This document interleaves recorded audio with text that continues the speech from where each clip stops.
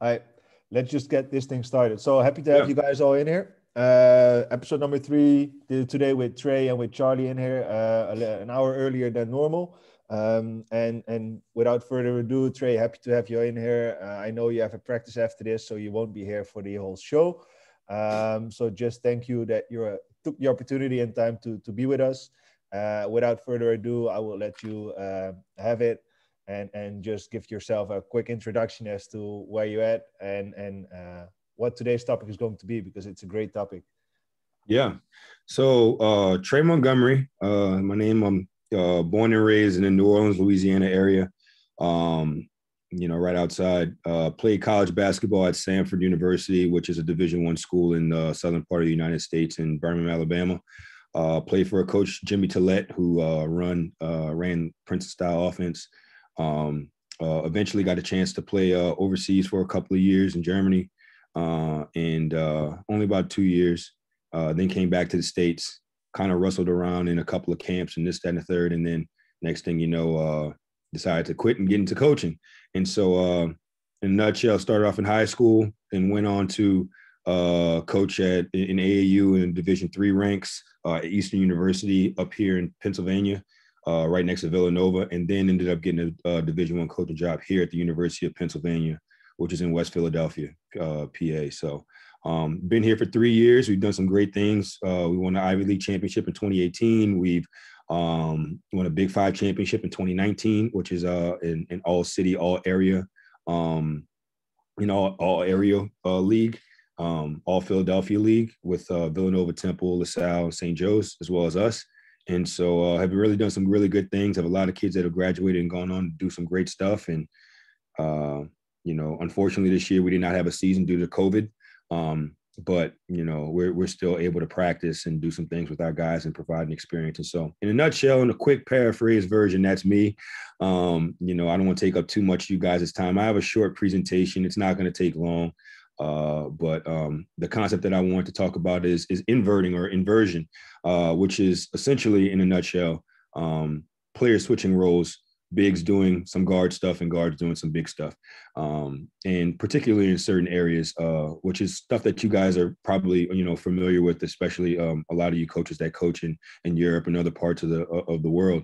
But I think it's a definite concept that that we need to continue to evolve in, because as we know, the game is starting to become more widespread and, in all facets and in all areas. So I'm going to share the screen and everybody can see that.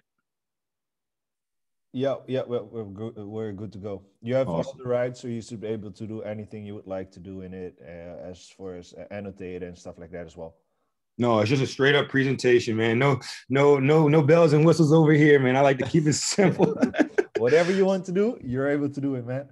Perfect. So start off. All right. So I like to begin by just kind of talking about what it is. So again, in a nutshell, it's reversing roles, right? So in basketball, traditionally, guards do things around the perimeter. Bigs do things around the rim, and all of that, what it encompasses, right? So, a lot of the pick and roll stuff will be guard dominated on the perimeter. A lot of things around the basket, posting, ducking, sealing, all this other stuff would be done by big men. Well, I think it's a great thing to kind of switch those roles, because basketball is starting to become positionless, if it hasn't already. Where people are starting to take on different roles, and you can kind of start to see that in a lot of the upper echelon leagues, whether it be, European in the Champions Leagues, or, whether it be in your high level A leagues, some of your B leagues. I know the skill set in Europe and other parts of the country is vastly different than it is in the United States. Whereas we predicate ourselves more on athleticism and that type of stuff, where, there's true dominant skill sets and real skill with passing and schemes and all of this and shooting when it comes to other areas of the country.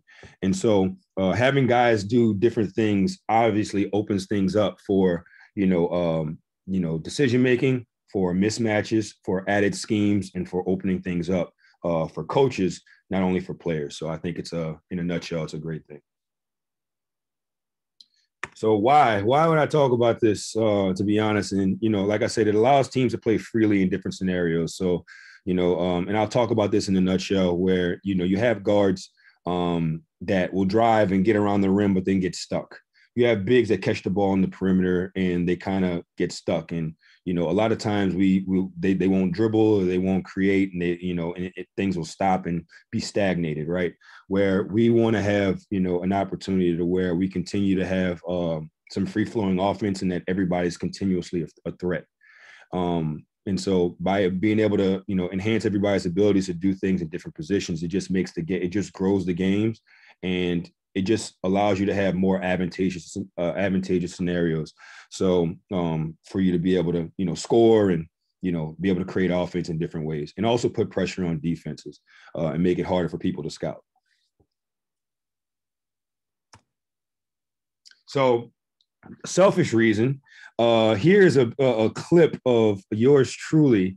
And the reason why I love inversion and inverting stuff is because of the fact that I'm a big guard, right? And so I'm about 6'4", 6'5", and I really excelled in posting smaller guards. And so I found it really easy. So that's like one of the easier things for me. And so why wouldn't I do something that I was good at and talk about something? So as you can see, there I am, skinny me. And we're playing against Western Carolina at home. And I just really enjoyed posting, but I really enjoyed setting up for my teammates. And so at the end of the day, it's not going to be, that's my 2 seconds of fame right there. So it's not going to be a long clip of me, but at the same token, there's a foundational reason why I enjoy talking about this.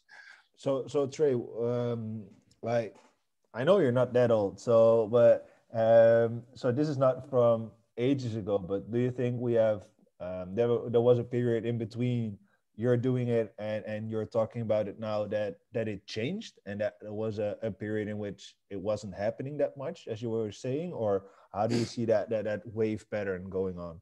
Yeah, I definitely think that nowadays, it's way more prevalent in certain areas, particularly, like I said, in the professional ranks, whereas, especially in college, it really didn't happen.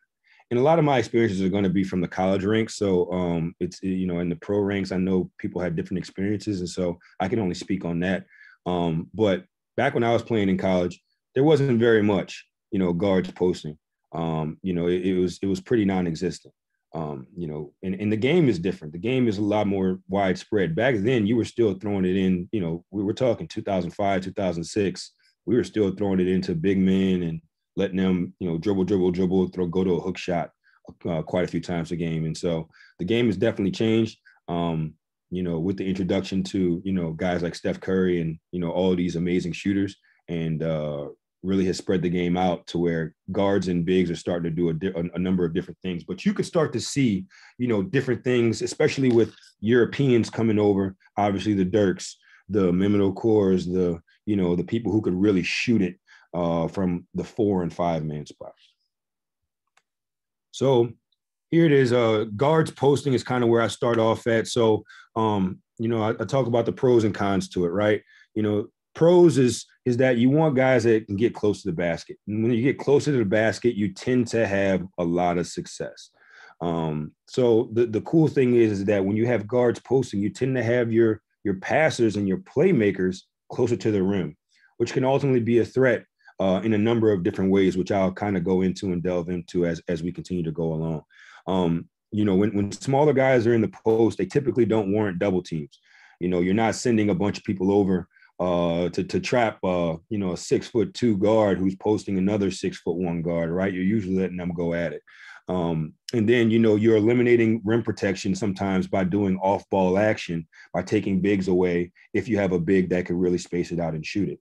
And so providing that amount of space allows that your playmakers and guys who are proficient around the rim, especially your guards, to be able to kind of get that one-on-one action and kind of get close to the rim. And it allows you to play in space and kind of do a number of different things while the ball's in a different area of the court, right? Most people don't scout against, when they're bigs on the perimeter. They don't, their bigs don't have very many experiences, at least at our level, guarding, another 5 man on the perimeter that is looking to hunt down a 3, right? They're usually kind of just sitting in the paint, waiting to block a shot or disrupt action or things of that nature. And so there's something that you could really take advantage of, when you have those guards down there. The cons are, guards typically aren't necessarily the best finishers. They tend to spray it and be erratic finishers sometimes. A lot of times you do have really good finishers, but, in a nutshell, over the course of basketball, I guess you could say, your bigs tend to be better finishing around the rim just because of height, size, and those type of elements. A lot of guards will revert to difficult shot selection sometimes, just because of the fact that if they're receiving good defense in the post, they're not proficient usually in jump hooks or up and unders and that type of post work. And usually you'll end up with like a turnaround jumper or something like that probably isn't as efficient. And then in the physicality in the low post, sometimes guards could be overly physical. They're willing to throw shoulders and do this and do that and maybe get an offensive foul. So it's very important that you teach it. And then sometimes if you're playing with pace, it can really slow the game down, which can be a good thing if you're trying to change up the speeds of the game and everything. But if you're a team that directly wants to play fast, then it probably shouldn't be the way for you to go a lot of times, unless it just happens to fall that way. So here's a stat that I talked about, getting your guards close to the rim. And so, this is from Shot Tracker. And, we all know that paint touches are very important, right? And so allowing your guards to have more opportunities to get closer to the rim, getting in the paint and making things happen provides you with better outcomes. This is the frequency in which it happens, but also just if you look on the sides, the points per possession tends to be higher when you get a paint touch involved, as opposed to just reversing the ball around the perimeter. And so we all know when we talk to guards, we want them to get in the paint. We want them to get in the sweet spot because it draws the defense and it makes you or it makes a defense help. When you get past that initial defender and, other guys have to react, good things come out of it. So just providing another way for guards to really be able to do what they do and get to the paint, really draw to and kick, or, maybe get a dump down or something like that, really makes it, a higher level of offense whenever you have that. So here's a couple clips. As you can see, Sam Merrill, who it plays in the NBA right now. He was drafted, I think, by the Pelicans. I'm not sure if he's still on the roster, but you'll see a couple of clips of him, a couple of clips of Jalen Brunson, a couple of NBA guys who are really, really good. Tyrese Halliburton, just being able to post because they're bigger guards or tougher guards, right? So what it does is again, it allows you to take up space. And when bigs, when there's good action, it allows you to go one-on-one and bigs have to make a decision, which usually on defense is not their strong suit. So as you can see, happens. And as you can see, when he made that play, that big was away from the basket. And so just allowing those guards to really be able to utilize their size and go one-on-one. Here's another one. Jalen Brunson, who was probably extremely good at this, especially for his size. I mean, he was probably only 6 foot, maybe 6'1", at the best. And for him to be so great at posting is elite. As you can see, these guys are in great help.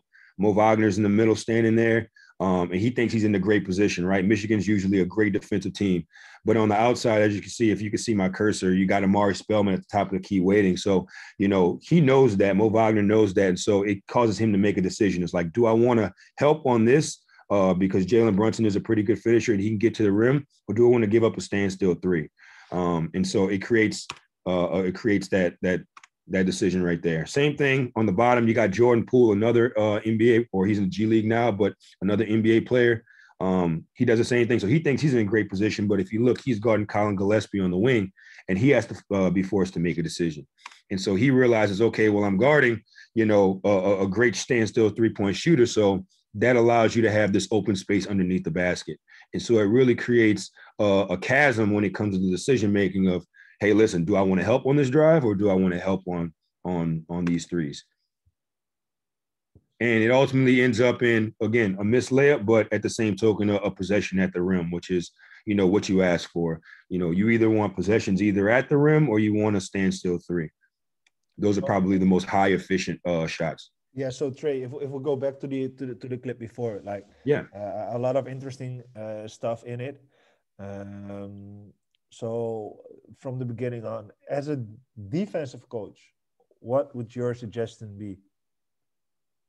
I'm sorry, say that again. As a defensive coach, Mm-hmm. what would your suggestion be on defending him in the post with such a great threat of shooters outside? Like we see people out there that playing in the Milwaukee Bucks now. I saw it also in the comments. So like, what would your suggestion be on defense? Yeah, I think number one, first and foremost, you got to have a guy on the defensive end to be able to guard this. So guarding him is Xavier Simpson, who is at the time is probably one of the best guards in the country defensively. Really small, really tough. So I think this is a really good matchup. And then the rest of the guys, I think the number one thing that you have to do is really be a lot wider, really be more active. I think that if you look at the bottom, I don't know who that is in the far corner guarding Pascal on the wing, but I think you should be able to do more and show more and just be able to react. And so everybody's hands are down. Everybody's very tall and skinny and very upright. But I think if you were low and wider and seemingly creating the sense of that you're there, even though you're not there, you might be able to cause a little bit of a rift in the decision making there. But because he sees so much space, underneath, I think as though the guy on the bottom should be able to help a little bit more. And guys should be a little bit more active with their hands, a little bit wider. And if you got to stunt and kind of go back and forth, that definitely helps. But honestly, Jalen Brunson is extremely elite at this. Yeah, and that's one of the things that he does well. So now looking at the other side of the picture, now you're the offensive coach, and now we got him in the post. But actually, there's, and I think that's a huge difference between Europe as well as America. There's not a lot of off-ball movement from him getting the ball into the post. Correct. So how do you feel about that? Do you feel like, okay, I'm cool with that, I'm living with that because that's how we roll, or is it like, what would you do on off-ball? Yeah. So this team is different because you got 4 NBA players, right now on the court on offense, right? So it's a little bit different. The one thing that I will say is, especially for us, we do a lot of off-ball stuff. And I think just having guys moving, you're going to have guys occupied. Their minds are going to be occupied. So I definitely agree there. I definitely think that, there should be some off-ball action, whether they do a stagger on the weak side just to kind of create some false action, whether guys, even if, you have these two guys on the backside, whether it be Colin Gillespie and Eric Pascal, even if they just exchange, something, maybe set a screen for somebody or maybe a hammer on the backside or whatever you want to do. There's a number of things that you could do out of this, but obviously this is an elite level team, hence the reason why they won a national championship. But at the end of the day, I do think for a normal team that doesn't have 5 NBA players on their roster, you would probably need to do some off-ball action because, they're not going to garner this amount of attention on the perimeter as a normal team would. Got you. Thanks. So same thing, which is you're going to see a lot of clips of a lot of similar things. So they're playing Texas Tech, who is a great defensive team. And it just allows bigs, again, who thinks they're in great positions to really not have any idea what's going on, right? So, Culver in the middle of the paint is guarding the guy in the corner, and this big man in the middle, he's kind of in no man's land, right? He's not really in help because he's worried about his man who's at the free throw line, but he's not really, discouraging anything in the paint. He's just kind of there. So he's just kind of walking, and because, the guy on the perimeter, garners a lot of attention again, he's still in a one-on-one battle. So he does a little swipe to pretend like he's doing something, but it really doesn't do anything. And as you can see, guys are looking at the ball here and here, as well as this guy has no idea what he's doing at the top of the key, but it allows you also for a lot of cuts as well. And so, which we'll kind of get into in a little bit, but it definitely creates that one-on-one deal at the bottom in the post. And so being able to have that, again, close to the rim with a guy who's proficient enough to score definitely helps.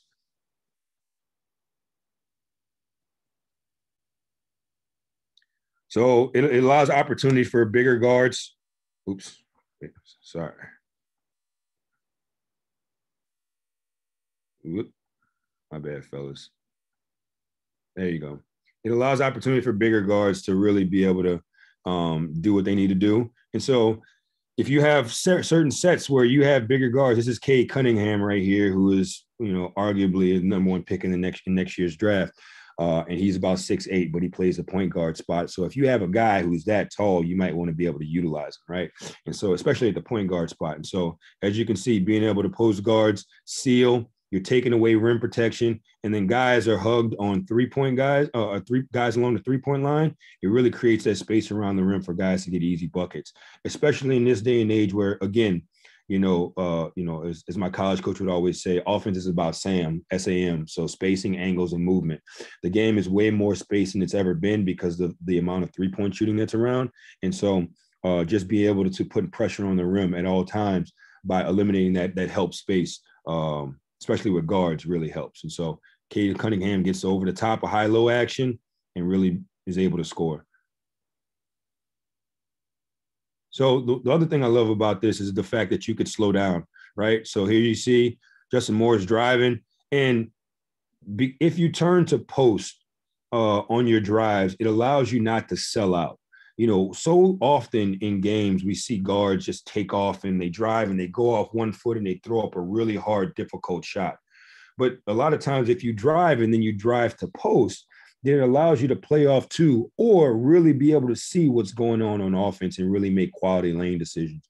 And so for, this guy to drive in the middle and to be able to see a cut, as you can see, guy on the bottom side, number 14 is cutting on the bottom side, allowing him to see that, but also just to be under his feet under him, to be under control, to be solid and really, use his pace and use his size to be able to score. It really helps. All right. The other thing I will say too is that this is great for guards who necessarily aren't burners, guards who don't have elite quickness, who, aren't high level athletes, guys who rely more on skill, maybe their size, maybe their skill set, maybe their ability to score, but not necessarily their ability to get past guys. It really allows them to still have an added dimension while still being a scoring threat. So as you can see, most guys at that particular point in time would have picked up the ball around that first dash or around the Big East sign and trying to take off and finish with his right hand at the rim. Meanwhile, he's got a 6'8" guy. This is a freshman, Jordan Hall Gardner. But instead, by keeping your dribble, slowing down, you're really able to kind of get to something. And now he has a number of things that he could do, right? Obviously, he could go and try to score the ball, which is he's going to do. But also, he has guys like, Longpre, the big right here, as well as Edwards, the other big right here. They're kind of in no man's land because they're not really helping, but they're not guarding the three. And so you have a big here who's able to shoot. You have a corner guy here who's able to shoot. And so you still have options by getting a high level or high efficiency shot. So at the end of the day, being able to slow down and make quality decisions gives you an opportunity to get, a great quality shot at the end of a possession.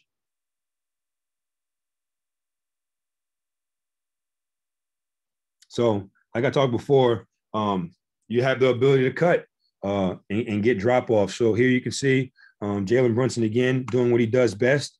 And here you can see they're doing some off-ball action. Well, I don't say too much off-ball action, but a little bit. And again, a lot of these guys garner a lot of space. But what happens if guys are in help and guys commit? You get ample opportunities for guys to really make decisions and really make quality plays. The same thing kind of goes here, right? So they go to set a screen at the top, and Dante DiVincenzo is up at the top wrestling with Charles Matthews, two NBA caliber players, or NBA players to be exact. And, but if you look at the backside underneath the rim, it's completely wide open because everybody's hugging shooters. And so what it allows you to do is allows guys to cut off the ball and receive high quality shots, as you can see what happened here. And he gets a dunk, wide open, the most highly efficient shot in the game right there. Same thing, you got three guys guarding the ball and you get a wide open dump off, right? Very similar. So I think one of the biggest things that, we love as coaches is the fact that, to get standstill threes, right? And I think one of the best shots in the world is a kick out three.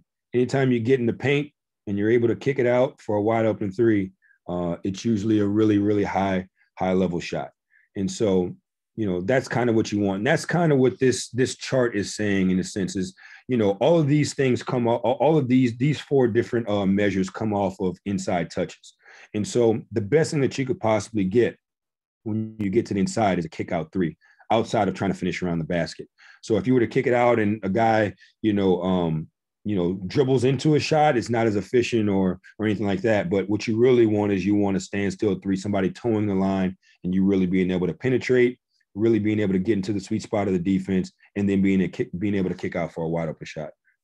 And I know this is an NBA measure, but I think this is pretty consistent amongst all levels of basketball, not just the top rank. So again, Sam Merrill's here. Again, you got two guys who are kind of, they're in help, but they're not really in help. They're doing something, but they're not really doing anything. And so, the mismatch causes the guy to react, causes the big to react. And of course, that one little stunt allows you to get a shot and you get the wide open shot. Now, that was a terrible shot, but the quality of shot was great. It was just the execution was poor. And so, but that's what you want. I don't think anybody in the world would pass up a wide open three from the top of the key. I think that's a pretty shot that a shot that everybody would want to take at any moment of the clock, especially if you can get that with 4 seconds left on the shot clock. I think everybody would take that. Of course, you would want to make it. Again, same thing. This defender thinks he's in great help. He thinks he's in great position. Most, especially high major teams, they want guys in the hole. They want a guy who's helping. They want 2 feet in the paint. But if you have a shooter and you got guys who react to these post moves, and you got shooters on the outside, it really helps you to be able to get these standstill threes. And so all you need is a little bit of relocation. It's a little bit of off-ball action or a simple exchange for that matter. And you're really able to cause a little bit of dissension and be able to disrupt that help. And now you get a wide open three from an NBA player. Same thing, right? Guys think they're in great position. All right. Biggs in the hole, think that he's in a great spot. Everybody thinks they're in a great spot. You got 3 guys ball watching. So again, off this, you could get guys cutting. Eric Pascal at the top could cut. Number 5, I forgot, Phil Booth could cut as well, or relocate and do some stuff.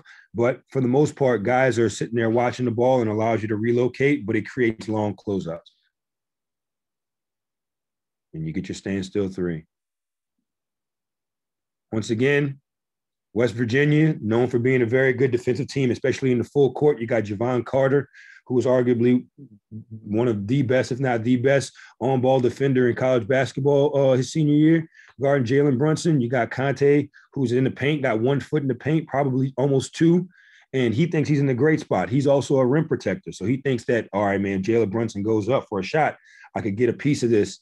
But what he's not realizing is that, with the space that, Amari Spellman's creating, he's putting himself in a bad position. So you're really taking advantage of actually good defense, or what we consider to be good defense. A little hesitation, wide open corner three.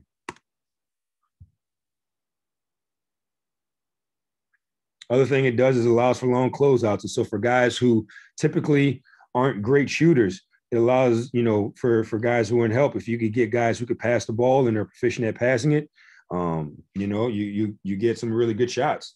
And so in a nutshell,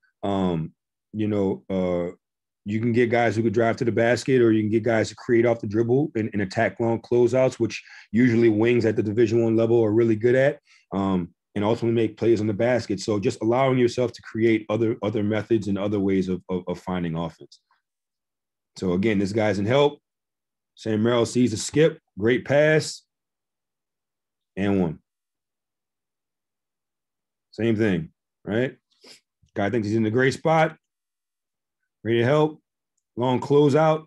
And, for all we know, Colin Gillespie is not a burner. He has a decent first step, but he's not very fast, or, he's not getting past. He's not the greatest athlete in the world. So you create long closeouts and guys in the recovery stage, you're really able to get past guys and really create a lot of offense. Other thing, that I didn't really mention in the beginning was that, when guards are in the post, guards aren't really taught too much, especially in the States, how to guard post action. And so what happens is that when they feel pressure, they tend to overreact, and so they lunge and miss. They go after the ball. They try to get a steal because as guards, you're taught to be super aggressive. And so in a nutshell, you try to get shots on the ball. So about that point, Trey. So about guarding the post, and then I had a spare question for once this was done, but I think it's initially the same. So about guarding the post, would you say we have to do a better job as coaches into teaching how to guard the post? Slash, how would you do it? Mm-hmm. Yeah. So if you have a smaller guard, you probably want to start working on getting in fronting and trying to figure out ways to create help on the backside. Or if not, if you're going to teach it, then you're going to have to teach the proper ways of just guarding it and being physical and resisting and those things, but not giving up an easy layup and just making it extremely hard. Because that's what defense is, right? Defense is just, trying to make it as difficult as possible and forcing the offense into the most difficult shot that they can get. It's not necessarily going to always end up in steals or turnovers, but at the same token, it's just, making sure that you don't do what this guy does or Malachi Flynn does, who's also an NBA player as well, which is lunge and miss and go for the basket, right? Or go for the ball.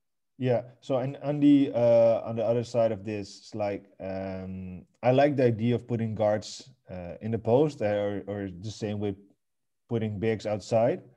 How would you go into guard like teaching guards how to post and make like post reads and post decisions out of it? Mm-hmm.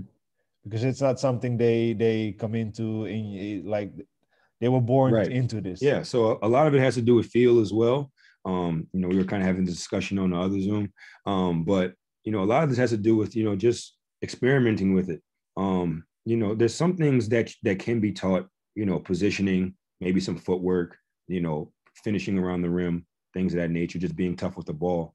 But a lot of that you got to learn through experiencing, actually going through it. And so being in those scenarios, whether it's in pickup or some one-on-one games or, you're doing 2-on-2 breakdowns and stuff like that, just really being able to get the ball in those positions and just finding opportunities through practice, through drills, through scenarios of really just putting yourself in that position are the things that's going to help out the most. It's not going to be, watching a video or a coach going out there and just saying, hey, listen, like, this is what I want you to do. And this is how you do it.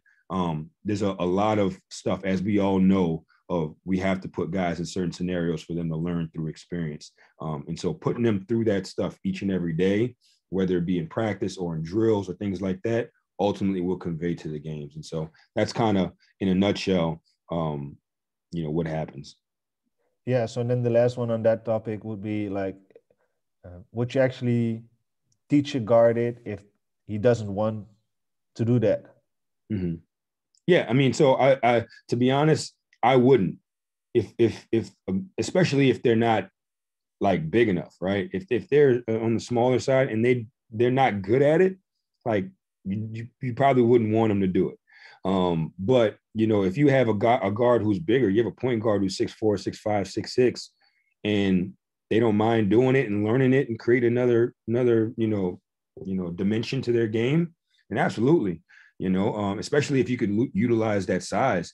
Because a lot of times they're going to be guarded by guys who are, the same size or smaller. And then if they're guarded by bigger guys, you could work on things to where they can get around them, use their quickness, and their ability to get under them and things of that nature to create. But again, it's all about creating mismatches and really being able to put guys in difficult scenarios and different situations. So as you can see, again, same thing. Malachi Flynn reaches, easy layup, right? Other thing that they do is that they foul. Like, guys love to see guards in the post because they think that they're either going to get a steal or a block. So guys tend to reach a lot on ball and off ball. And so just providing chances for you to get to the basket, but also to get fouled, because ultimately, getting to the free throw line is a very important thing. Not only does it change, it slows the game down or it puts you in the right mindset, but It gets guys going, especially if guys are struggling to score. And so there you go. He reaches in and gets a foul, simple foul, right? So the other thing I'll talk about is, bigs as ball handlers in the pick and roll, right? Oh snap, sorry. Kind of go back. Right. So the bigs as ball handlers in the pick and roll is not very, very, very often, but I do think it's something that will eventually happen. And it'll grow in a sense when you have guys who are able to do it. The pros to this is that, usually when big men get screened, they're not great at getting through screens. They're terrible at getting through screens. They're big, they're bulky, they're wide, and so they hit screens. So this could cause a mismatch if they switch, or guards don't know how to show for real. So, again, guards aren't really taught how to defend from that position. Usually they're taught to be very aggressive. So they're going to go for a steal, or they're going to foul, or they're going to, do something and really press the ball. And then on the perimeter, like, bigs aren't really doubled. So guys can really see if guys don't really show heavily, bigs can see over the defense, especially if they're great passers. Obviously, you have your Jokic's and your Nurkic's and your guys who are really good at that type of stuff. But just really being able to take advantage of another opportunity to mismatch. And it doesn't necessarily have to end up in a scoring mode to where they're going downhill and making plays off the dribble. It could also be just a screen, to, get a switch, and then, that big could, reverse it to the next wing and get into a ball screen there and have a mismatch there or some case. So, you never know, but just, again, providing ways of getting into offense and providing different levels of offense. Other thing is, the cons of that, most bigs aren't really great at handling the ball in the perimeter, and they're very turnover prone, right? Most bigs want to be guards, and then when you give them the opportunity to be guards, they're terrible.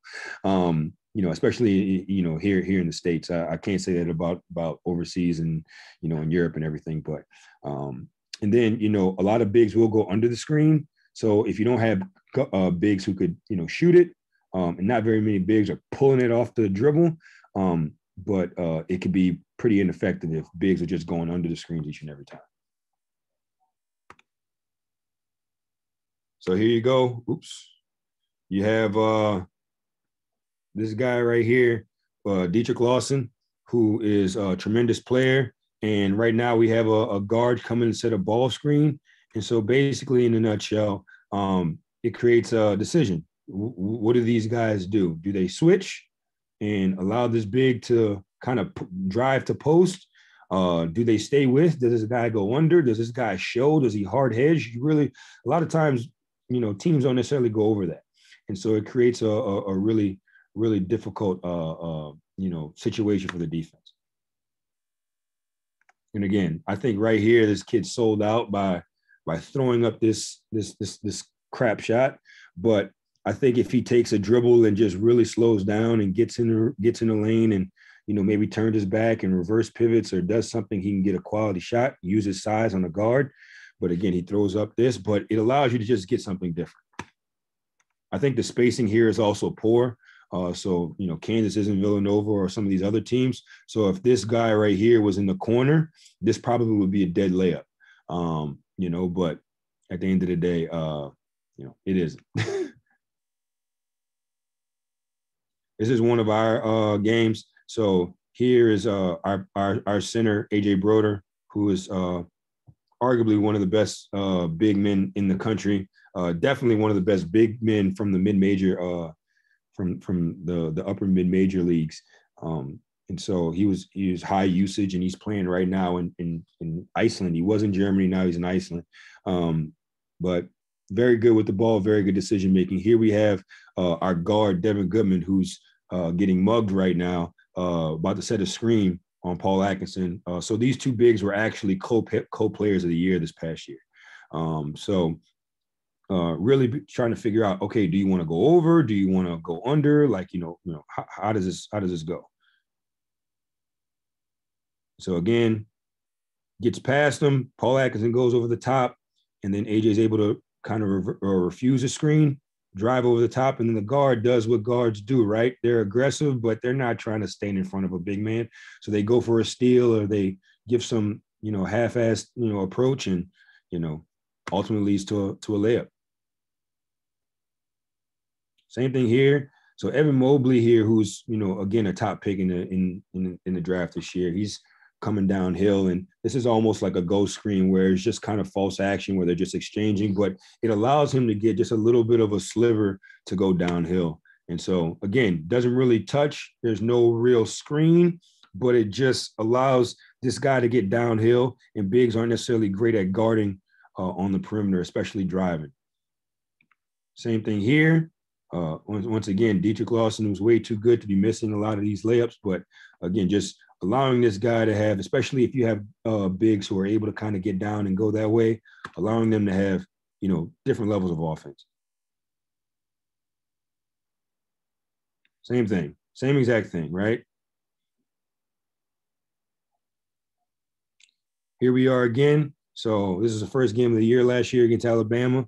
So actually same tandem, Devin Goodman, who's our point guard, Aj Broder, who's our big. We're playing. Devin Goodman goes to set a ball screen. And now you have two guys actually guarding the ball, and it creates a miscommunication. Does he show and come up and guard the ball? Is this a switch? They really haven't communicated that. And guards aren't necessarily as proficient as guarding the ball screen in this area. Usually if it's guard to guard, they'll switch, or they'll know how to exchange and let one guy get through, or whatever the case is. But normally when they're dealing with the big, they don't want to have to guard a big. They'd rather get back on the guard. And so he's thinking that he has the ball for a split second and going to get back to his, the big's thinking, okay, well, it's a switch, and it creates that miscommunication.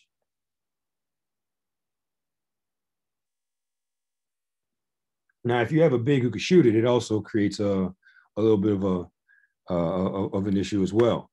So both of these clips are from Matt Hurt, who's big for Duke, and he's very good shooting the ball coming off the dribble. So you're going to have to show, especially if this is a big on big. They're, a lot of times they're going to switch, but again, bigs aren't very good at guarding shooters. And so all it takes is for a guy to just give a little bit of a cushion, which bigs normally do, especially if they're in drop coverage. And he comes off and he really takes advantage of it for a wide open three. Same thing here. I think this is the last clip. Again, right here, this guy's wide open. I don't know why he doesn't pass this ball. This is a dead layup. But at the same token, it creates just, if this guy was passing the ball, this would be a easy, highly efficient shot. But because of that, and they're still not communicating it properly, there's no aggressive switch. There's no aggressive up and playing on the ball. There's no high hand knowing that he's a shooter. And he ultimately gets one off. Now, this is a tougher shot, but at the same token, you could take advantage of that. And that was pretty much it. So, in a nutshell, just kind of talking about a little bit. I just put my contact in here for everybody to see.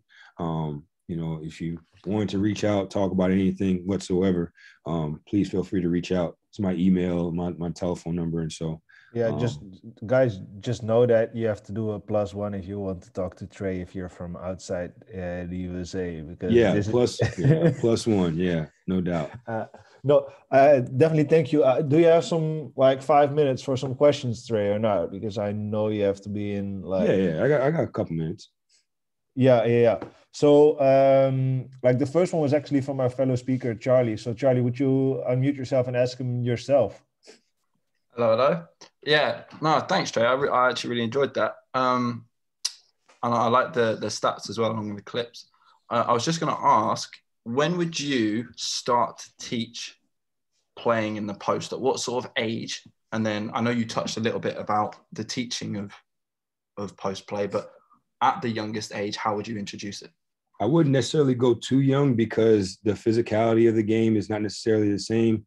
When you're got guys 10, 11, 12 years old, they're growing into their bodies and they don't really know what they're going to be. And so you don't want to diminish, number one, certain skills that they could do, especially growing into, playing on the perimeter and this, that, and the third. I would say probably once they start to get into high school or, I don't know what that is equivalent to, for around in other countries, but probably around there when their bodies start to develop and they start to really figure out where they're good at and who they are. Because sometimes a lot of guards won't even need this. And then also, like, you know, you never know if you're going to grow. You could be 5'6" in the ninth grade and never grow an inch, right? So you guarding, you know, you playing in the post is probably not going to happen. Whereas, you know, if you skyrocket to be 6'5", you know, that might be something that could help. But I'd say somewhere in high school, you would probably begin. And then the learning, being able to learn all those small little feel things and those little bitty, you know, things that you could do will probably be best attained from a mental side around that area. Whereas, you know, sometimes those guys won't pick up on a lot of those things when they're younger than that because they just won't be ready to consume that type of information. So I'd probably say somewhere around high school, if you're going to teach it early. I didn't learn how to post until my freshman year in college. So I don't know if I was late or early, but it was something that we really did and I really took a liking to. So I'd probably say at earliest somewhere in high school. Thank you. Appreciate it. Yep. Thank you. Yep. So let me just quickly check because I think, yeah. So Coach Anthony Ngadi said as well, like, seems like the 45 cut on the weak side opens a lot of scoring opportunities. So that's a little bit the same on like the weak side movement. I think that's a very valid point he makes. I think that's open a lot out of this stuff, and you also see them doing it with an empty corner alignment. Would you agree with, like, you will only do it with an empty corner alignment with posting your guard up, Trey, or would you say or alignments or like our spacing doesn't really matter into doing this? You mean empty side on the strong, like in Yeah, front on the of the strong post, like side on the corner is strong empty. side? Strong side corner is empty. Yeah, absolutely. Because if you got a guy in the corner, they're able to kind of disrupt the ball a lot. And that's a really short distance. And you could kind of do a little bit of both if you have a guy in the corner. So it kind of makes it really difficult unless you got a guy who's just going to take off and go. But for the most part, you probably want to empty that side out and have all of your action elevated. The other thing about the 45 cut is that's something that, like, as far as us, we've really taken a liking to. If you notice, a lot of pro teams do it. We actually did it a lot last year, you know, and it kind of, to be honest, it kind of wasn't taught or said. It just kind of happened. Like, guys kind of figured it out. Like, oh, okay, we could really take advantage of defenses, you know, by cutting this way. And so that 45 cut is definitely important. So, and last question for you is, how do you teach that 45 cut of that post read? And the question I'm asking it is, I see that a fellow coach out here, Paul, is in here as well, and he has a great analogy for that. So I was just like looking at what do you think, or how do you teach it? You know, one thing that we always say is that, you know, player development is through the amount of time that you're on the court doing those things. And so it's not necessarily through like a trainer or anything like that. And so honestly, you know, just being able to show it, say it, whatever, and then have guys kind of figure out where they go and how they can do it is important. Also, just being able to see, you know, teach things like, you know, if guys are turning their heads or you're cutting to a certain space, if you see a lot of space that's open where guys are really in help and they're not guarding you, but they're guarding an area. If you can kind of figure those things out, that definitely helps. You know, if you're cutting into the middle of the zone to really get a wide open cut, you know, those things help as well. But it's just kind of a feel thing that you kind of get over time. Now, it's something that you can teach, and, you know, it is something that you can encourage and work on and do things over and over. But when guys do it, it's going to have to be a feel thing. Like, guys are going to have to figure out, like, on their own, like, okay, this is the right time to cut, like, boom. And they're going to have to do it. It's almost going to have to be like an innate thing. So, yeah, I'm just, Paul, are you there as well? Like, I don't know, he was in class and helping out stuff, but feel free to say your analogy because I love the one.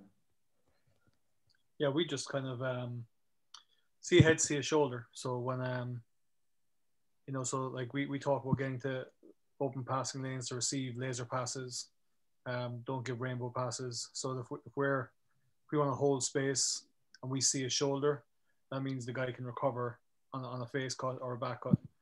But if we see a back of a head, it's an automatic back cut, because they can't open their chest 180 degrees and get there without being out of position. So that's just something we kind of identify. But yeah, thanks for explaining that one. Wasn't able to explain that one out of the top of my head, so great to have you on there as well, Paul. So no, that's a great one as well. And for that, like, Trey, I want to thank you, because like, people might know it, but Trey actually has to make this presentation twice, because he by accident deleted it, so he had to do it all over again. So at 2 a.m. last night, so yeah, that was difficult. So it was twice the amount of time you spent on it. So no, thank you for sharing this. I'm not going to take any further of your time, because you have a practice if I believe in close to 30 minutes. So like, thank you for doing this, and definitely stay in touch. And for other guys, here's his details. So if you want to get a hold of him, feel free to reach out. Hey, thank you guys. I appreciate it. Thank you guys for listening, man. You know, a lot of you guys could have easily just jumped off and like, hey, man, this guy has no idea what he's talking about. But I appreciate what you guys sticking around, and, you know, Mike's my guy, and, you know, just thank you so much for bringing me on. If you guys need anything, obviously there's my contact anytime whatsoever. And Charlie, I'm looking forward, man. I'm going to come back and listen to the replay. So I'm looking forward to hearing what you got to say, man. I know you're a great coach and you know some stuff. So I'm looking forward to it, buddy. Appreciate it. Thank you.